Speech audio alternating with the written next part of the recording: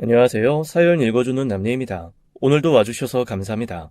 오늘의 여성 사연자분 사연은 제가 소개해드리도록 하겠습니다. 많은 청취 부탁드리며 오늘의 사연 바로 시작하겠습니다. 혹시 병신과 머저리라는 소설을 아세요? 사실 내용은 잘 생각은 안 나지만 제목은 너무 인상 깊어서 기억을 하고 있습니다. 그리고 제가 요즘에 살면서 계속 느끼는 게 남편은 병신이고 제 시동생은 머저리다.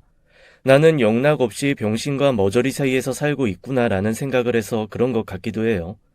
제 남편은 정말 너무너무 바보입니다. 착한 것도 아니면서 자기 거 하나도 못 챙기고 그러고 사는 바보 말입니다. 그러는 주제에 똑똑한 척은 혼자 다 해요. 이거는 이래서 안 되고 저거는 저래서 안 되고 정말 많이 많고 까다롭습니다. 어디 음식점 같은 데 가서 뭐 하나라도 조금만 이상하면 드립다 따지는 건 정말 잘합니다.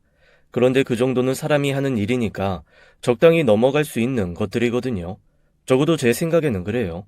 그런데 그런 것들은 무슨 세상 제일 똑똑한 소비자 납신 것처럼 얼굴 시뻘개져서 버럭버럭 성내고 따져듭니다. 정작 정말 부당한 거는 말 한마디 못하고 고스란히 당하고만 있는 주제에 말이죠. 한 번은 이런 적이 있습니다.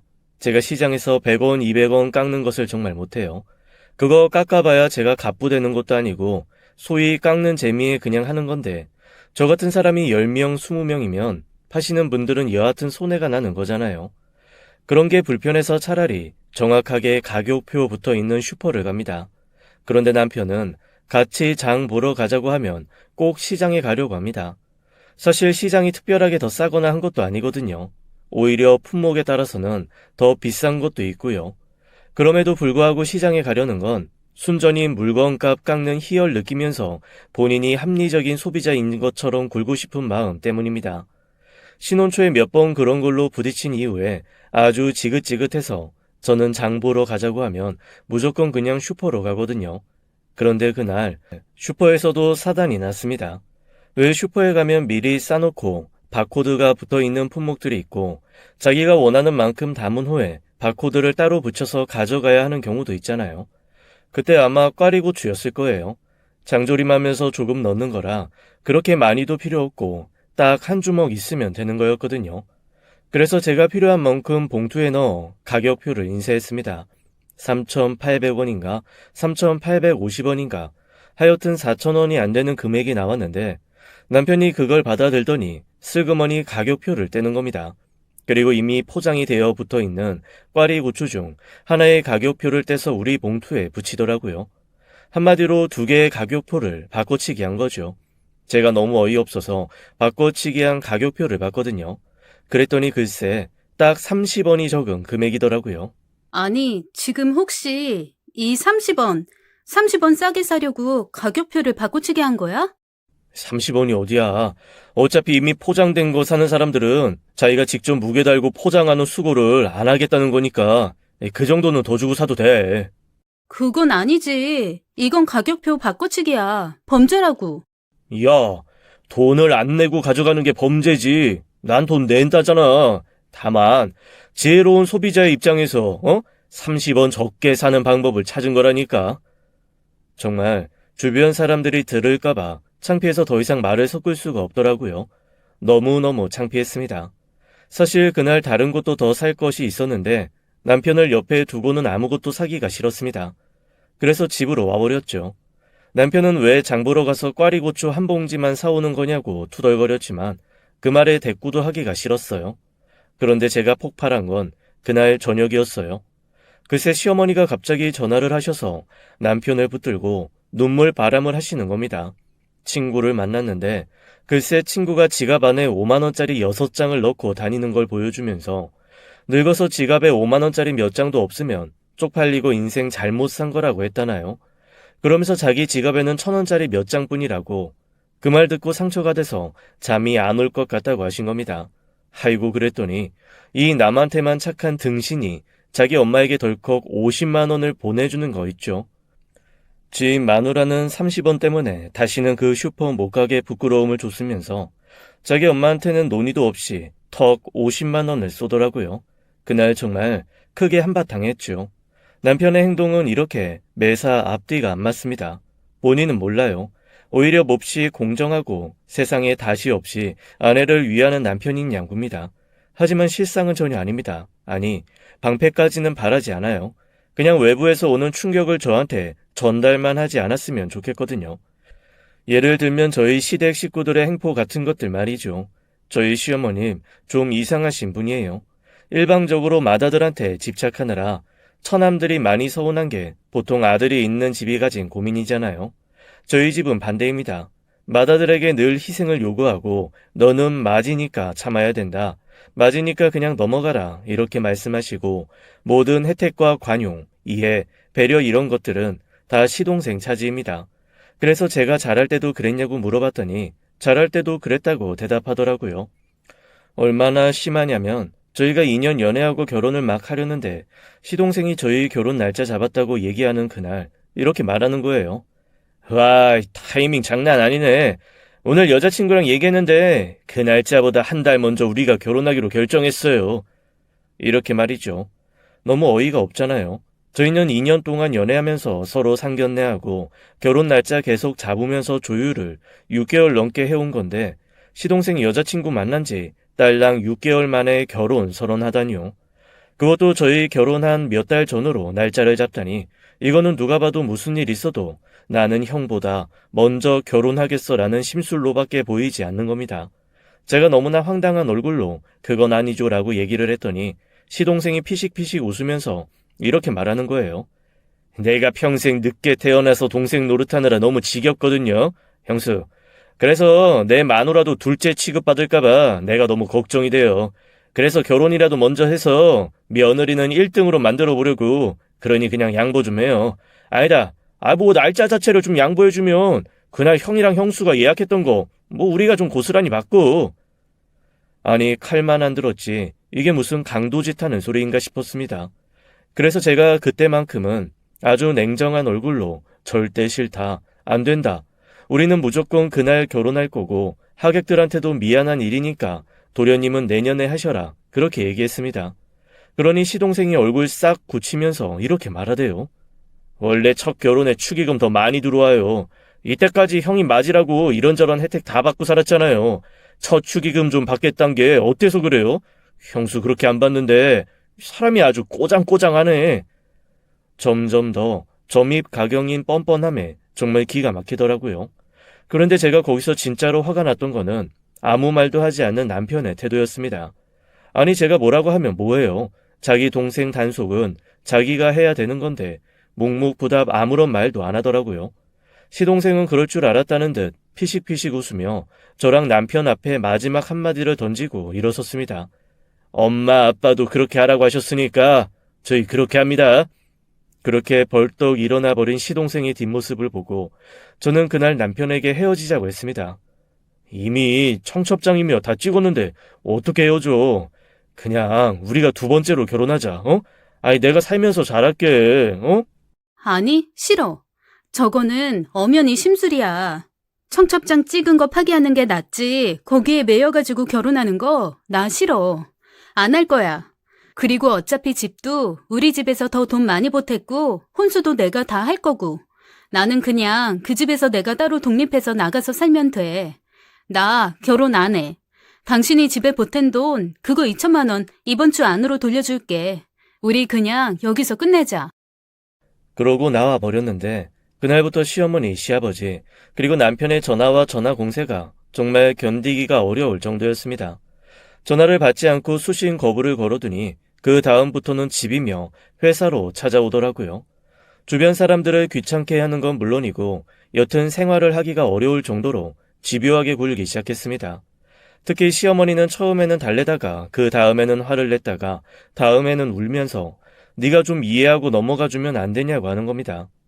둘째가 얼마나 잘하면서 서러운 게 많았으면 저렇게 어깃장을 놓겠냐며 저한테 이상한 이해까지 강요하더라고요. 그래서 제가 그랬죠. 그렇게까지 서러움 받고 자란 거 아닌 거 저 안다고 말이에요. 이런 결혼 저는 못하겠다고 확실하게 얘기했습니다. 그런데 사실 그렇게 말을 하면서도 마음속이 편하지는 않았어요. 왜냐하면 엄마 아빠에게 차마 말 못했고 저 역시도 이런 이유로 결혼을 깨야 되나 말아야 하나 고민이 되기도 했거든요.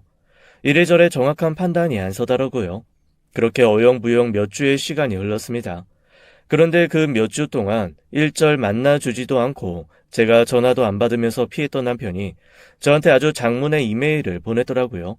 구구절절 이런저런 말 다 제외하고 핵심은 이거였습니다. 시동생이 여자친구랑 헤어졌다는 거예요. 그러면서 저희보다 먼저 결혼할 일 없으니 그냥 없었던 일, 해프닝으로 생각하고 원래대로 결혼하자는 거였죠. 대체 이게 무슨 말인가 싶었습니다.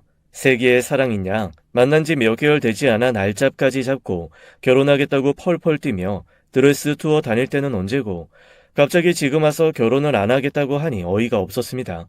그래서 몇 주 만에 처음으로 남편을 다시 만났습니다. 그래도 혼자 마음고생을 좀 했는지 얼굴이 헬쓱해지고 눈이 쏙 들어간 걸 보니까 마음 한켠이 조금 짠하긴 하더라고요. 무슨 얘기야? 결혼을 안 하기로 했다는 게. 아유, 그 인간 진짜 왜? 무슨 일인데? 저기 너무 화내지 말고 들어줘. 이미 내가 낼 화는 다 냈어. 얘기해봐. 무슨 얘긴데? 걔 여자친구랑 결혼 약속한 거 아니었대. 그건 또 무슨 소리야? 그냥 나랑 당신이 어떻게 나오나 한번 보고 싶어서 던져본 말인데 당신이 너무 펄펄 뛰어서 이게 거짓말이라고 언제 얘기해야 하나 계속 눈치만 보고 있었대. 그러면서 그냥 그러더라. 형수 이렇게까지 독한 여자인 줄 몰랐다고. 자기가 지금 와서 시험해본 거고 거짓말한 거라고 얘기하면 더 난리칠 것 같으니 그냥 나보고 알아서 수습하라고 하더라고. 뒷목 잡고 쓰러지겠더라고요. 수습하라며 도망가는 비겁한 놈이나 그러라 했다고 나와서 주섬주섬 말 전하고 있는 바보 같은 놈이나 거기서 거기라는 생각이 들었죠. 너무 화가 나서 카페에 주변 사람들이 돌아보거나 말거나 고래고래 소리를 질렀습니다. 그 인간 미친 거 아니야? 제정신이야? 지금 사람 가지고 놀아? 당신 지금 내 앞에서 똑똑히 약속해. 앞으로 그 자식이랑 나랑 절대 엮이는 일 없게 하겠다고 약속해. 그 약속 못하면 나 여기서 정말 당신이랑 끝내고 결혼하더라도 이 약속이 깨진다? 그러는 순간 나 바로 이혼이야. 여기 각서 써. 약속할게. 그런데 무슨 각서까지 써? 당장 각서 써. 이거 공증받을 거야.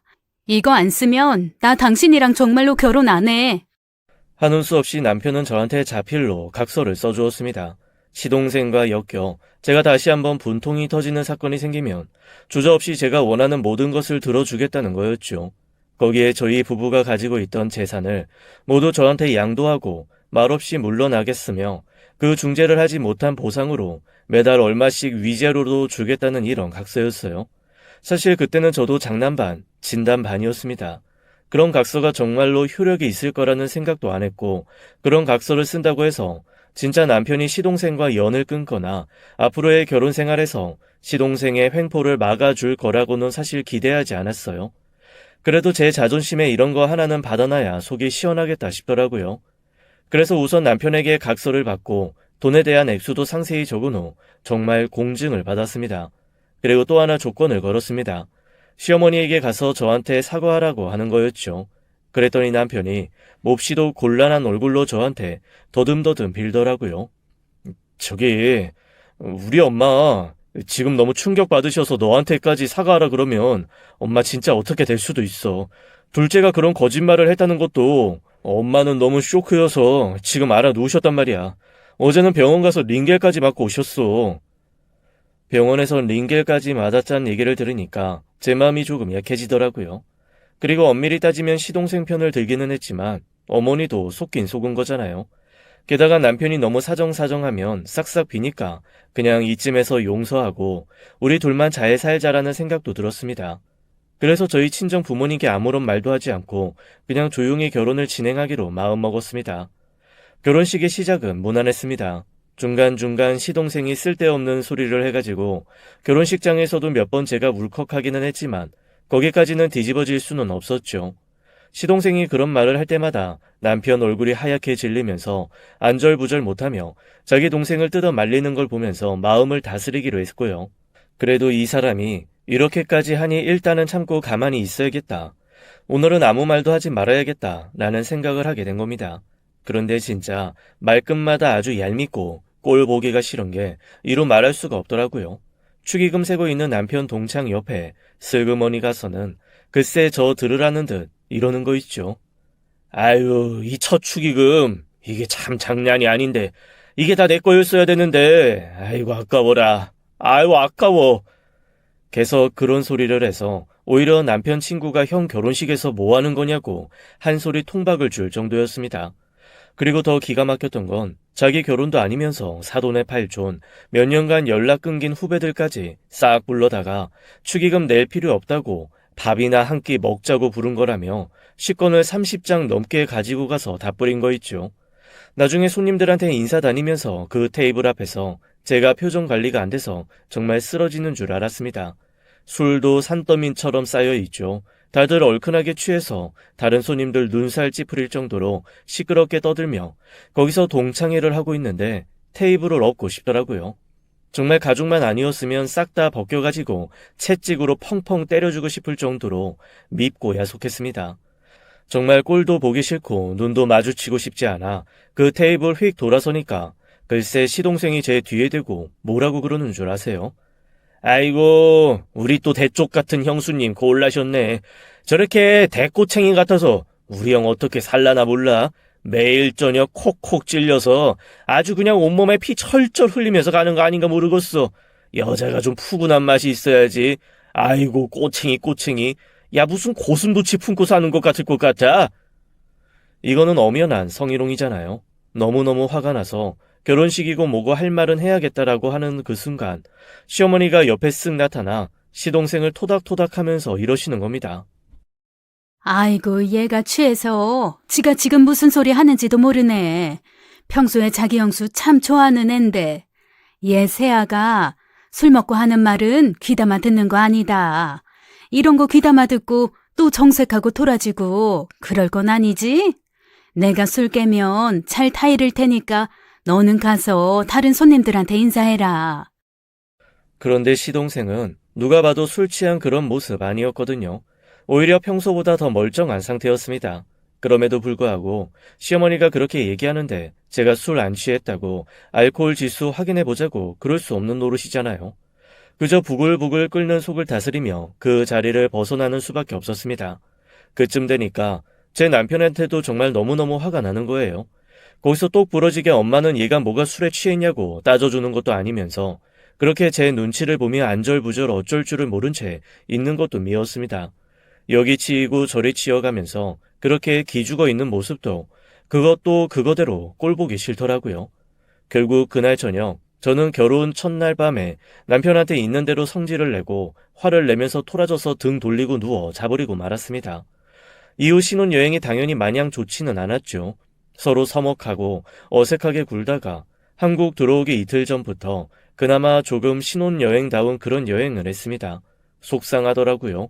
그래도 큰돈 들여 여행 간 건데 사진마다 제 얼굴은 굳어있고 행복한 추억도 별로 없는 것이 말이죠. 이게 다 시동생 때문이라는 생각에 정말 다시는 보고 싶지 않은 그런 마음뿐이었습니다.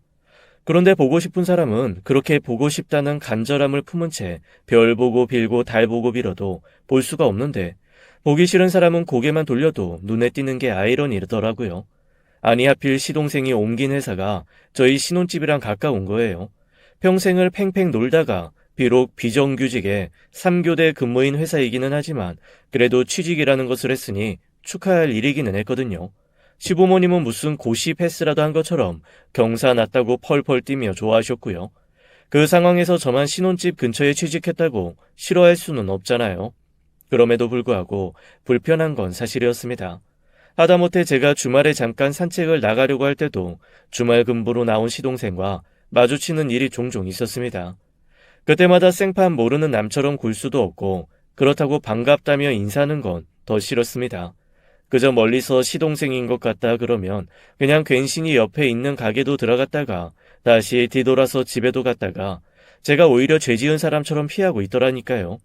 그것도 그것대로 짜증나고 옅은 눈의 가시, 입속의 혓바늘 같은 그런 존재가 시동생이었던 거죠. 그런데 결혼 1년 정도 지난 후부터는 시동생한테 이런 신경조차 쓸 수 없는 일이 발생했습니다. 저희 친정아버지가 갑작스레 췌장암 4기 판정을 받으셨어요. 평소에 그래도 무난하게 건강관리 잘하시고 큰 병 없이 지내시는 것 같았는데 뒤늦게 건강검진하다가 발견한 거죠. 병원에서는 이제 손 쓸 길도 없고 그냥 고통을 덜어드리는 것밖에 할 게 없다고 하더라고요. 저희 친정아빠 몹시 얌전하고 평화로우신 성격이거든요. 투병도 딱 당신 성격처럼 하셨습니다. 거칠고 괴롭게 다른 사람 힘들게 하시지 않고 이 악물고 끙 한번 앓고 그러다가 조용히 잠드셨습니다. 친정아버지가 돌아가신 후 혼자 남은 저희 엄마는 서서히 집을 정리하기 시작하셨어요. 엄마, 왜 꼭 엄마도 금방 떠날 사람처럼 이렇게 다 정리를 하고 그래? 나 좀 무섭고 싫고 그래. 아이고, 네 아버지 가는 거 보니까 사람이 준비하고 갈 수 있다는 것도 복이야. 준비할 수 있을 때 하는 게 맞는 것 같아. 사람 일 어떻게 될지 모르잖니. 나는 앞으로 내가 얼마를 살건 미련 없이 아쉬움 없이 갈 수 있게 준비하고 갈 거야. 그건 그런데 그렇다고 이렇게 부지런히 준비할 필요는 없잖아. 아니야. 나는 네 아빠가 나보다 적어도 10년은 더 살 줄 알았거든. 저렇게 허망하게 암 판정받고 3달 만에 훅 가버릴 줄 정말 몰랐단 말이야. 그런데 나라고 저렇게 가지 말라는 법 있니? 네 아빠 봐라. 그냥 병원 가서 결과 듣고 집에 올 줄 알고 슬렁슬렁 갔다가 집에 다시 못 오고 그냥 거기서 세상 떠난 거잖아. 사람 일 모르는 거다. 엄마는 그렇게 한탄을 하시면서 진짜 차근차근 모든 걸 정리하기 시작했습니다. 그리고 이미 몇 년 전에 혼자 된 이모 둘이 있는 시골로 내려가서 세 자매가 서로 어울려 살겠다고 하시더라고요. 원래부터 자매끼리 의가 좋았던 터라 저도 그거는 별로 걱정이 되지 않았습니다. 엄마와 달리 이모 두 사람은 엄청 여장부인데다가 한 이모는 원래 결혼 한 번 안 한 싱글이고 한 이모는 몇 년 전에 사별하셨거든요. 한 번도 결혼 안 한 이모가 평생 벌어서 모은 돈으로 꽤 큰 땅과 집을 샀고 몇 년 전 사별한 이모가 그 땅에 또 자그맣게 집을 한 채 지었습니다. 그리고 이번에 저희 엄마가 다 정리해서 내려가면서 그 두 집 사이에 작은 집 하나 짓고 그렇게 세 자매가 사신다고 하더라고요. 그러면서 엄마가 저한테 이렇게 말씀하셨습니다. 있잖아. 네 아빠랑 나는 항상 얘기한 게 하나 있어. 그래도 네가 앞으로 살면서 돈을 벌건 뭐라건 네 명의로 된 집 한 채는 더 있으면 좀 생활이 편하지 않을까 했거든. 필요 없어. 지금 사는 집 있는데 뭐. 그건 네 남편이랑 같이 사는 집이고 네가 월세라도 받을 수 있는 그런 작은 아파트 하나 사줄까 싶어. 그거 네 남편한테는 그냥 모르는 척하고 하나 좋은 거 골라서 엄마한테 얘기해봐. 네 아빠가 돌아가시기 전에 신신당부하더라고. 혹시 살다가 급한 일 있을 때 너 혼자 나와서 살 곳이라도 있어야 될 것 같다고. 엄마의 말을 듣고 저는 가슴이 철렁했습니다. 아무런 티를 내지 않았다고 생각했는데 아빠는 다 알고 계셨던 모양이에요. 돌아가시기 전까지 저한테 내색하지 않으셨지만 제가 혹시 살다가 이혼하고 혼자 될 때를 대비해서 저 혼자 살 집 정도는 있어야 되지 않겠냐라는 생각을 하셨던 모양입니다. 엄마도 구체적인 얘기를 저한테 하진 않으시지만 그런 아빠 말을 전하면서 고개를 끄덕끄덕 하시는 걸 보니 두 분 다 얼추 제가 뭘 고민하고 힘들어하고 있는지 아셨던 것 같습니다. 안 그래도 아빠 입원해 계실 때 제가 딱 한 번 남편이랑 둘이 간 적이 있었거든요. 생각해보니 그놈이 아빠한테 갔던 건 그때 한 번뿐이었네요. 그때 어색하게 침대 옆에 앉아서 안절부절 불편해하다가 복도로 나가버리는 남편을 보며 아빠가 이렇게 말씀하신 적이 있습니다. 사랑하는 우리 딸, 뭘 선택하건 어떤 걸 선택하건 이 아빠는 우리 딸 편이다. 딸 마음 편한 쪽으로 선택해. 이 아빠가 살아서도 죽어서도 도와줄 거야. 어휴, 아빠는 뭐 그런 말을 해요. 빨리 건강이나 찾아. 그리고 내가 얼마나 칼같이 선택 잘하는지 알잖아. 아무 걱정 말고, 응? 그 말을 하는 저를 아빠는 가만히 들여다보며 제 손을 토닥토닥 두들겨 주었습니다. 그리고 쭈뼛거리며 병실 안으로 다시 들어오는 제 남편에게 그러시더라고요. 사람이 살다 보면 이 정말 중요한 게 뭔지 자꾸 잊어. 그거 잊지 않게 주변 잘 돌아보면서 살아. 사실 그때는 아빠가 왜 그런 말씀을 하시는지 잘 몰랐습니다. 그런데 엄마 얘기를 듣고 나니 모든 것이 하나로 깨어지는 느낌이었죠. 아유, 역시 자식 아는 건 부모밖에 없다더니 엄마 앞에서 미안하고 면목 없어 고개를 못 들겠더라고요. 그렇게 저는 엄마의 도움으로 30평대 아파트를 하나 마련했습니다. 그리고 한참 그 아파트 등기 이전이며 매매 마무리하는 문제 때문에 정신없이 부동산에서 마지막 일 처리를 하고 있는데 저희 시어머니가 불쑥 들어오시더라고요. 아뿔싸 싶었습니다. 사실 저희 부부가 사는 동네에서도 조금 떨어져 있고 시댁과도 거리가 있어서 어머님을 여기서 볼 거라고는 꿈에도 생각지 않았거든요. 딱 하나, 어머님이 견제하면서도 친하게 지내는 친구 하나가 근처 아파트에 사는 건 알고 있었는데 이런 식으로 들킬 줄은 몰랐던 거죠. 아니, 네가 여기서 뭐하냐? 아, 어머니, 그러니까 그냥 좀... 시어머니가 낼름 제 옆에 앉으시더니 앞에 있는 서류를 보시고 깜짝 놀란 얼굴을 하시더라고요. 아니, 너희가 돈이 어딨어서 이렇게 비싼 아파트를 사니?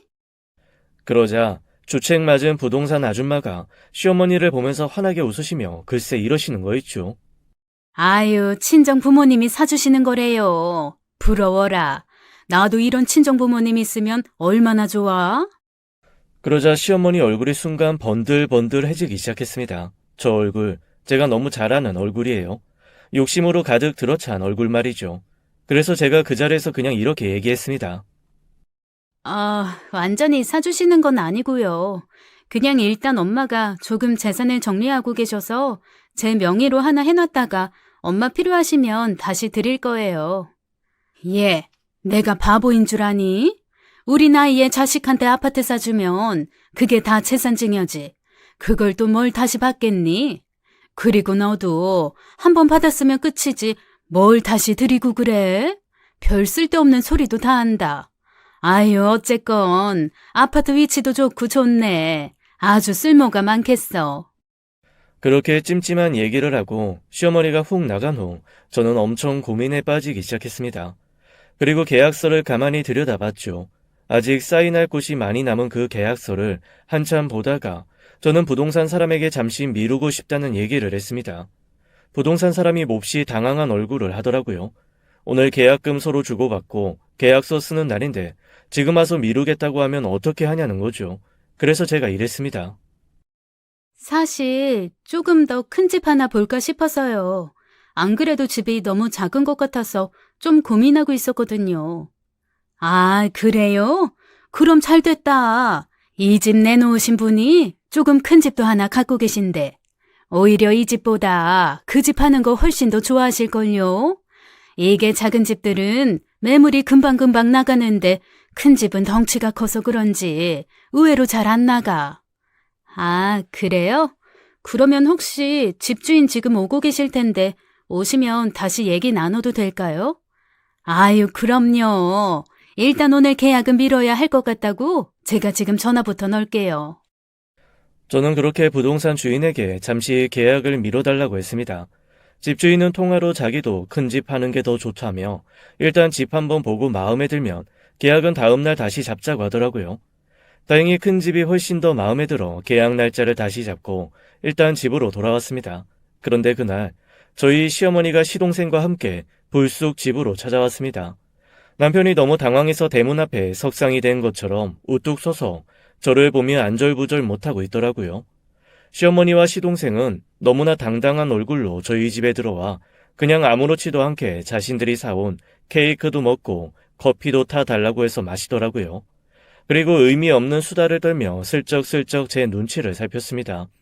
대충 왜 왔는지 어렴풋이 짐작은 할 수 있었지만 솔직히 정말로 그것 때문이라고는 믿고 싶지 않았어요. 그 정도까지 개 쓰레기들이라고 생각하고 싶지 않았거든요. 그런데 참 슬픈 예감은 항상 틀린 적이 없죠. 저희 시어머니가 커피를 딱 마시더니 잔을 탁 내려놓고 저한테 이러셨습니다. 오늘 네가 계약한 그 집 말이다. 내가 중도금 일부는 보태줄 테니까 그거 한 3년만 네 시동생 좀 거기서 신혼살림 살게 하자. 남편이 얼떨떨한 얼굴로 저를 바라보며 묻더라고요. 그게 무슨 소리야? 오늘 계약한 집이라니. 당신 집 계약했어?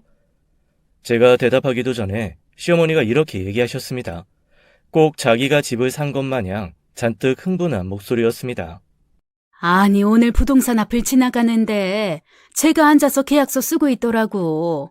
그래서 봤더니 요 앞에 큰 단지 있는 그 아파트 있지? 새로 지은 거. 거기 30평대 그거 계약하고 있더라.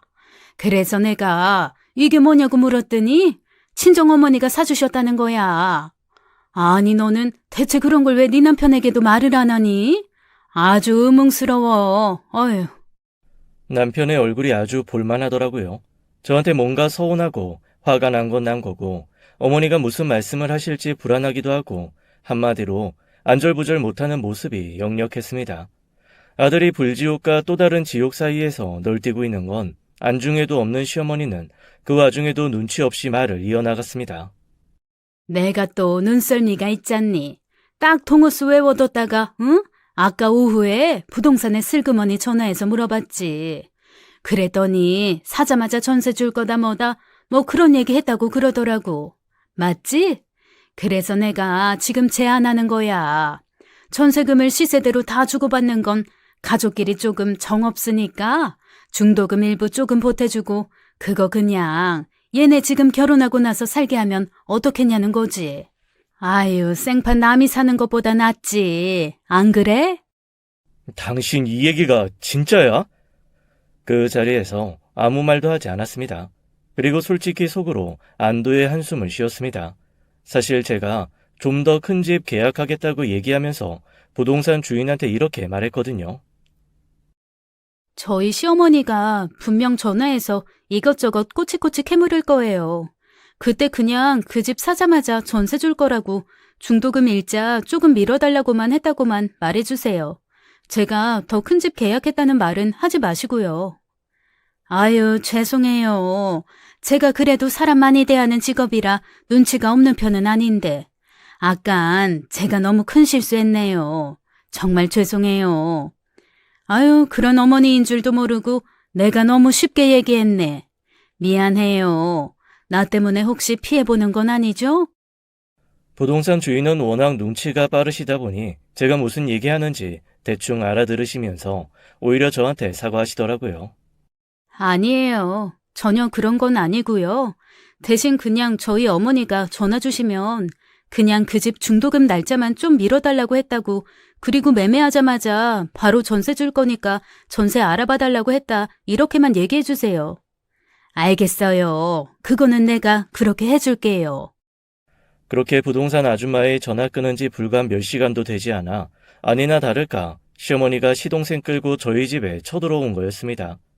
나중에 부동산 주인에게 문자도 하나 받기는 했어요. 제 짐작대로 시어머니가 전화해서 꼬치꼬치 물어봤다며 어이없어 하더라고요.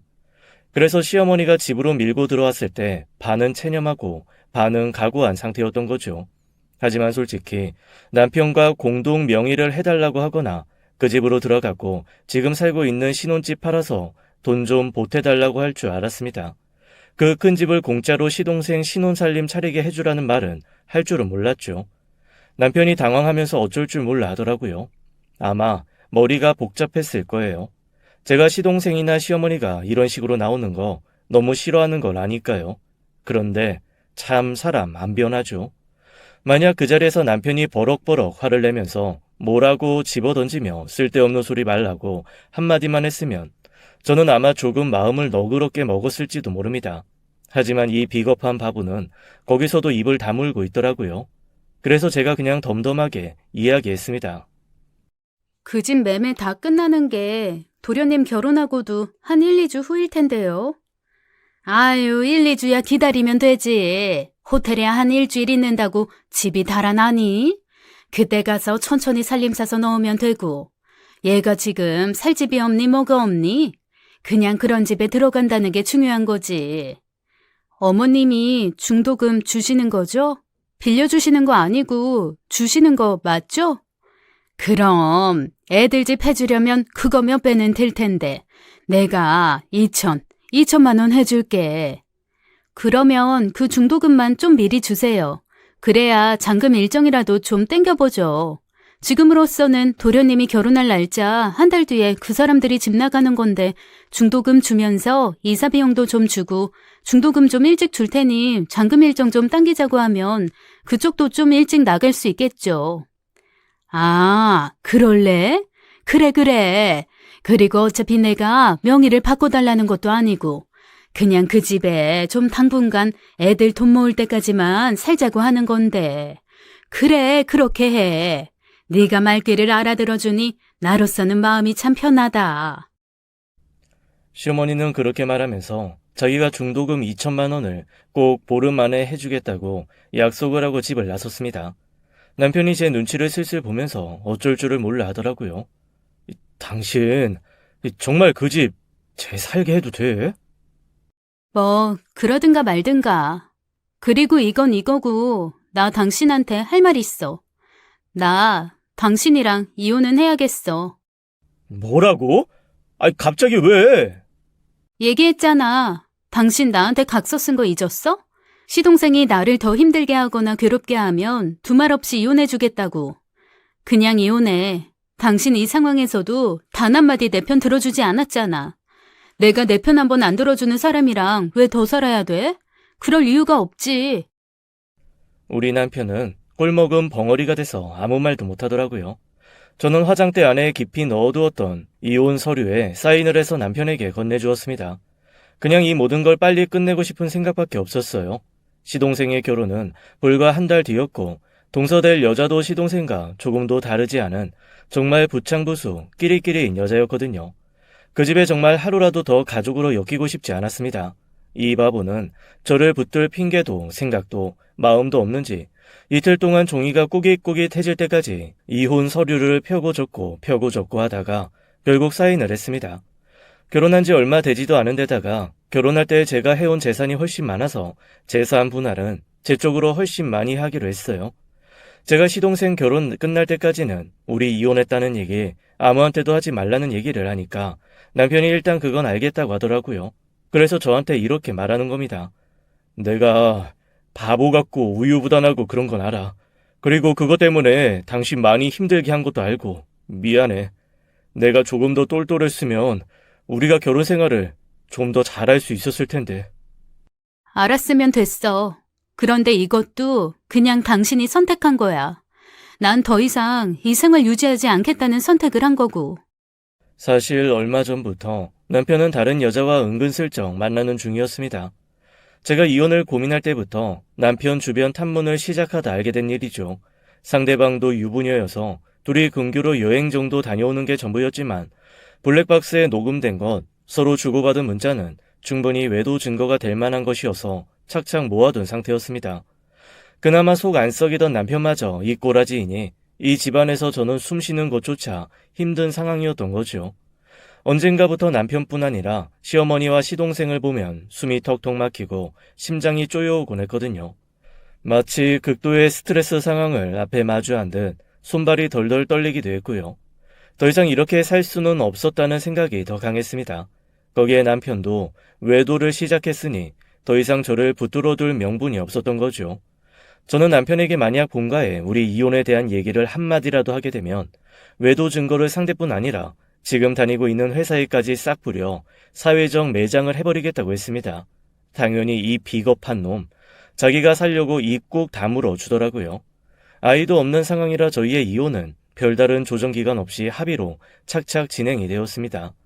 아무것도 모르는 시어머니는 그저 자기 둘째 아들이 번듯하고 큰 새 아파트에서 신혼생활을 시작할 거라는 기대에 들떠 행복해하고 계셨죠.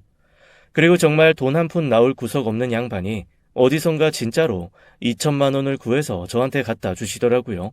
그것도 통장 입금도 아니고 5만 원짜리 다발로 묶은 지폐 뭉치를 봉투에 넣어서 갖고 오시는 겁니다.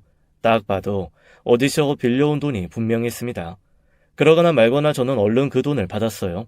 어차피 본인이 준다고 한 돈이었고 제가 영수증 쓸 필요 없는 돈이고 제가 받았다는 증거 없는 돈이니 받아도 아무런 꺼리낄 게 없다는 판단이었죠. 그리고 저는 그 돈을 보태서 더 큰 아파트 계약할 자금을 마련했습니다. 당연히 시어머니가 철석같이 믿고 있는 작은 평수 아파트 계약은 안 했죠. 그리고 대망의 시동생 결혼식 날이 다가왔습니다. 저희 시어머니가 정말 화사한 꽃 한복 펼쳐 입고 서 계시더라고요. 아침부터 폭발하는 전화를 한 번도 받지 않은 저 때문에 몹시 기분이 상하신 듯 미간이 잔뜩 찌푸러져 있었지만 돈으로 머리끝부터 발끝까지 투자한 화려함은 여전했죠. 이미 가족들은 쭉 서서 인사를 나누고 있고 남편 역시 저를 기다리며 발을 둥둥 구르는 모습이 멀리서도 또렷하게 보였습니다. 시동생 결혼식 날까지는 부부로서 함께 쇼윈도 부부로처럼 서 있어 주기로 약속했거든요. 그래서 저 정말 하얀 레이스 가득한 원피스 입고 하얀 구두 신고 또각또각 결혼식장 안으로 들어갔습니다. 하객들이 다 너무 놀란 얼굴로 저를 바라보더라고요. 시어머니가 울그락불그락 얼굴로 저를 구석으로 끌고 가 몹시 꾸짖기 시작했습니다. 너 미쳤니? 아니, 형님 될 사람이 한복 입고 와서 미리 손님들한테 인사는 못할 망정. 어디 결혼식장에 레이스가 이렇게 치덕치덕 붙은 흰 옷을 입고 와? 결혼식 망치려고 작정했어? 네, 망치려고 작정했는데요. 뭐라고? 너 정말 미친 거야, 뭐야, 응? 소리 낮추시고 이거나 받으세요. 오늘 아니면 어머님한테 드릴 기회가 없을 것 같아서요. 일단 읽어보세요. 저는 어머님 앞에 2장의 서류를 내밀었습니다. 한 장은 저와 남편의 이혼 서류였고요. 나머지 한 장은 아파트 계약 파기 서류였습니다. 그 두 서류를 받아본 어머니가 두 손을 부들부들 떨며 대체 이게 무슨 소리냐고 그 결혼식장에서 저한테 버럭 소리를 지르시더라고요. 그래서 제가 이렇게 얘기했죠. 제가 미쳤어요? 우리 부모님이 저한테 준 아파트를 제가 왜 저 화상덩어리를 살게 해요? 그리고 전세? 저 인간이 전세 끝났다고 순순히 나갈 인간인가요? 저 그 정도로 바보 아니에요. 그 아파트 어머님이 부동산 오셔서 보고 간 뒤에 바로 계약 파기했어요. 저희 부모님이 저한테 남겨주시는 건데 어머님이 탐내실 거 저 알았거든요. 그런 미끼를 제가 왜 굳이 제 부모님 돈 들여서 사겠어요? 시어머니가 너무 충격을 받았는지 평소 같으면 온 망가질까봐 어디 기대지도 않을 양반이 털썩 바다에 주저앉아서 손발을 벌벌 떨었습니다. 그리고는 저한테 삿대질을 하며 그러시더라고요. 너 그러면 나한테 갖고 간 2천만 원은? 그 돈은 제가 어머님한테 언제 2천만 원을 받았나요? 전 어머님께 돈을 받은 적이 없어요. 계좌 내역 있어요? 뭐 영수증 받으셨어요? 너 이 미친! 바로 그때였습니다. 어디선가 건장하게 온몸에 그림을 가득 그린 남자 3명이 나타나 저희 어머님 앞에 우뚝 서더라고요. 아이고, 안녕하세요 아주머니. 아이 너무 전화를 안 받으셔서 우리가 이렇게 좋은 날 여기까지 왔네. 누구예요? 누군데 이래요? 에이, 아이 우리 통화도 엄청 자주 하고 그랬는데 이러시면 좀 서운하지. 에? 아이 거북이 캐피탈. 우리 모른다고 하면 몹시 서운한데. 아니, 당신들. 제가 놀란 얼굴로 그 사람들을 바라보니까 그들 중 하나가 저를 위아래로 훑어보며 이렇게 물어보더라고요. 아, 여기는 누구신가? 아이 따님, 아이 며느님. 한때 며느리였던 사람이요. 에? 아이 어떤? 아이 오메 과거형이네. 아이 그런데 어쩌지? 시어머니이셨던 분. 아이 우리가 좀 모시고 가야 되겠는데. 뭐 모시고 가는 건 모시고 가는 건데 혹시 왜 그러신지 이유라도 좀 들을 수 있을까요? 아유, 이유야 간단하지. 아이 돈을 빌려갔으면 말이야, 응? 아이 사람이 이자라도 꼬박꼬박 내든가. 아이 못 주면 언제까지 주겠다고 약속을 하든가. 뭔가 가타부타 말이 있어야지. 돈만 쌩하니 갖고 가고 말도 없이 연락도 안 받고. 아이 그럼 우리가 어떻게 해요? 이 돈 들어올 날에 직접 찾아가서 우리가 이렇게 치니 수금을 또 해야 되지 않겠소? 아, 그러시구나. 신랑 쪽 축의금 받는데 가시면 뭐 빌리신 돈이 얼마나 되실지는 모르지만 그래도 이자 일부는 건지실 수 있을 거예요. 아이고, 아이 그래도 말 통하는 사람이 하나라도 있어서 우리 너무 좋네. 우리 예전 며느님이 아주 시원시원하신 분이구만. 아이 갑자기 소화제 먹은 듯이 속이 피곤해졌어. 우리 옛 며느님이 상황 판단이 빠르고 싹싹하시네. 아이 감사해요. 우리 같은 사람들은 이렇게 일 쉽게 만들어준 사람을 제일 좋아해. 우리 며느님 아주 훌륭하신 분이야. 네, 제가 좀 그렇죠. 그런데 얼마나 빌리셨길래 이렇게 결혼식장까지 오신 거예요? 아유, 적게도 안 빌리셨어. 통 크게 2천 빌리셨지, 2천. 아이, 뭐 아주 급하다고. 조만간 아파트 하나 생길 거라. 그거 손에 들어오면 담보 잡아서 바로 갚을 수 있다고 그렇게 큰 소리를 뻥뻥 치시더니. 아이, 그런데 가만히 저기요 얘기 들어보니까 뭐 아파트도 날아간 것 같은데. 맞나? 아, 그거 제 명의 아파트인데 보시다시피 전 이제 이 집과 아무런 관련이 없는 사람이라서요. 그리고 애초에 담보 잡겠다고 하신 아파트 지금 생판 모르는 남이 살고 있고요. 그걸 가지고 담보 잡을 생각을 어떻게 하셨는지 모르겠네요. 어쨌건 생각하신 게 대부분 맞는 것 같아요. 그러면 저는 이만 가볼게요. 일 잘 보고 가세요. 아유, 잠깐. 아유, 어차피 도와준 거 조금만 더 도와주시면 안 될까? 우리가 일당 드릴게. 아, 이게 결혼식은 그래도 깽판 놓는 게 아니니까. 우리가 결혼 깽판까지는 안 놓는데, 아유, 어머니는 아무래도 참석 못 하실 것 같거든. 우리랑 좀 가셔야 할 곳이 있어서. 그러니까 며느님, 아니, 옛날 며느님이 여기 좀 계시면서 돈 들고 튀는 놈 없게, 조금만 혼주석에서 계셔줘. 우리 한 10분? 10분만 있다가 다시 올 테니까. 그렇게 험상궂은 남자들은 시어머니를 끌고 질질 나가버렸습니다. 멀리서 시동생 얼굴이 차갑게 굳어가는 게 보였지만 저는 아무 말도 없이 조용히 신부 대기실로 걸음을 옮겼죠. 이미 신랑 축의금 걷는 곳에 앉아있던 시동생의 지인은 얼굴이 하얗게 질린 채 건달이 던져준 가방에 돈을 넣으며 혼이 빠진 표정으로 하고 있었습니다. 신부 대기실에 들어갔더니 온갖 거만한 얼굴을 하고 동서가 될 뻔한 사람이 앉아가지고 저한테 고개만 까딱하며 인사를 하더라고요. 제가 입은 하얀 레이스 옷을 입고 황당하고 어이없다는 표정을 감출 생각도 없이 환히 드러냈습니다. 아, 오셨어요, 형님?